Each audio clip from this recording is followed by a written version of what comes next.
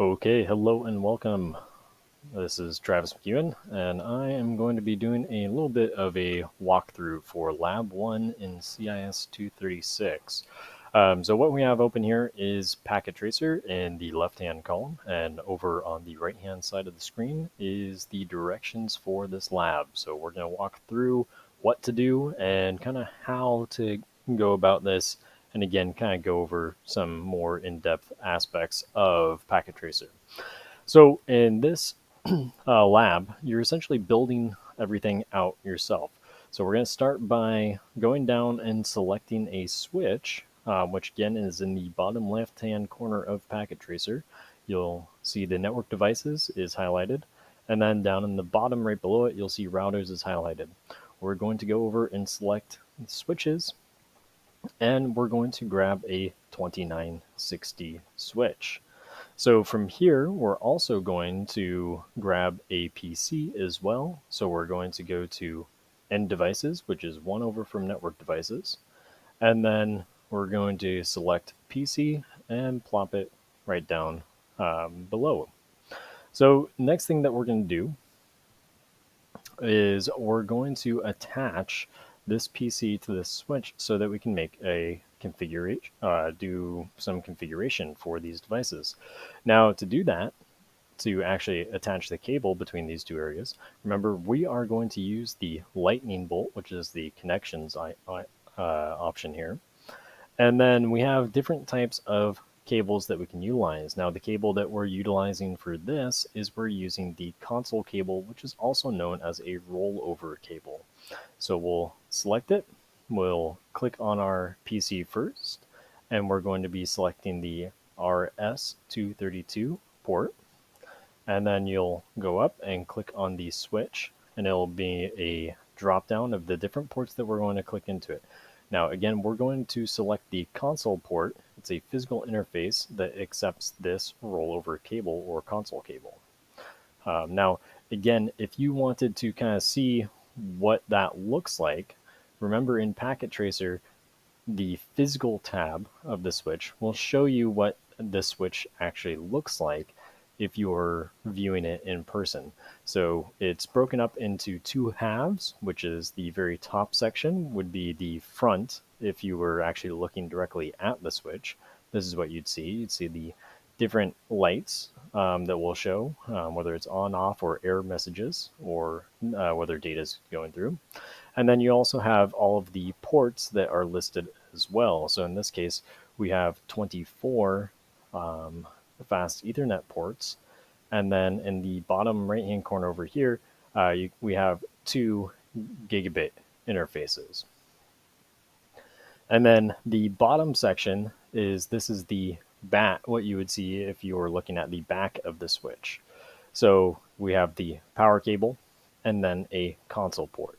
And again, the console port is what we use for connecting into the switch if, say, our remote connection has not been set up. So like if we're using Telnet or SSH, or if we've lost connection via Telnet and SSH, we'd use this console interface.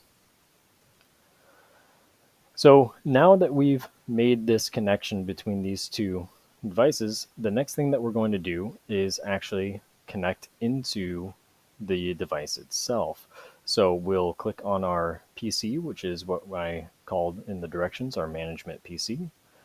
We'll select the desktop tab, and we're going to select the terminal. Now, again, terminal is a program for how we are actually going to be connecting into the device itself. There's a lot of different terminals that are out there.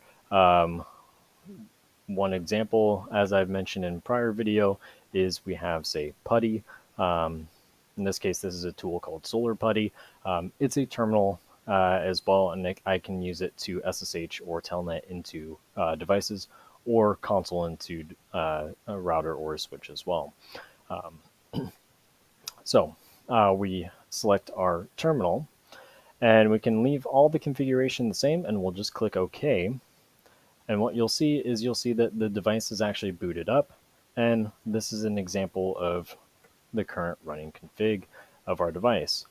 So we are currently consoled into the actual switch itself. And what we're seeing is the operating system of the switch. And we are now configuring it from this management PC. So remember, our current run level that we are at is called user exec mode. We're going to move into a higher level, which is privileged exec mode, by typing in the enable command. And then we're going to look at the current running configuration of our device, which is just default. So we can just type in show run, which is short for show running -config. And this shows us what has currently been configured on the switch. And as you can see right now, it's all default. It's a brand new switch, so there's no configs that have been placed on this. So as we're kind of going through it, what we want to do now is we want to set a host name on our system. So we'll go into our global configuration mode by typing in configure terminal, or again, remember, we can be shorthanded with conf t, and we're going to type in the and set the host name. So we'll say host name S1.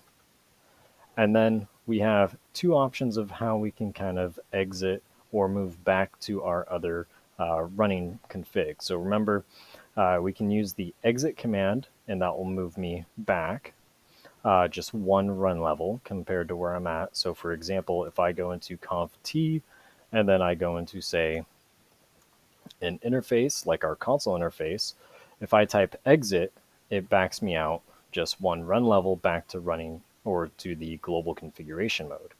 However, another option that we have if we want to go back further all the way to, say, our privileged exec mode is we can type in the end command, and that will take us all the way back no matter where we are at. It will take us back to the privileged exec mode.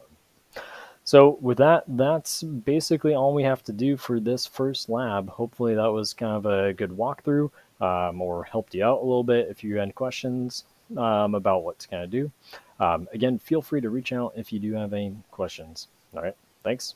Bye.